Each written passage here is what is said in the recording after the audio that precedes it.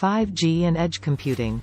5G and edge computing are two related technologies that are helping to make our world more connected and faster. 5G is short for fifth generation, and it's the latest version of technology that allows us to connect to the internet using our phones, laptops, and other devices. Think of it like a super-fast highway for data to travel on. With 5G, we can download and upload things much faster, and we can connect to more devices at the same time. It's like having a wider and faster road for cars to drive on. Edge computing is a way of processing data and running applications closer to where they're needed, rather than sending all the data back and forth to a central location. Imagine a factory that uses robots to build cars.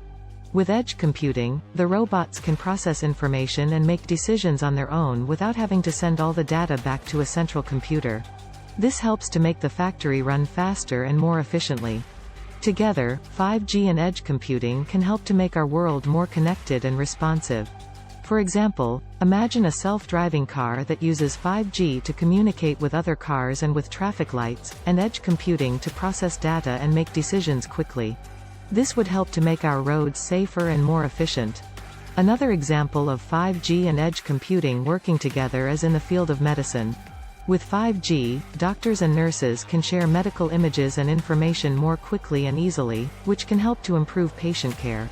And with edge computing, medical devices can process data and make decisions on their own, without having to send everything back to a central computer. This can help to make medical treatments faster and more effective. 5G is currently being implemented across the world, and it's being rolled out by the mobile operators and internet service providers. To take advantage of 5G, you will need a device that is 5G compatible, and you will need to be in an area where 5G service is available.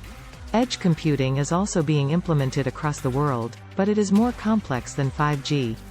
It involves the deployment of edge servers and gateways in various locations, such as cell towers, factories, and hospitals, to enable data processing at the edge.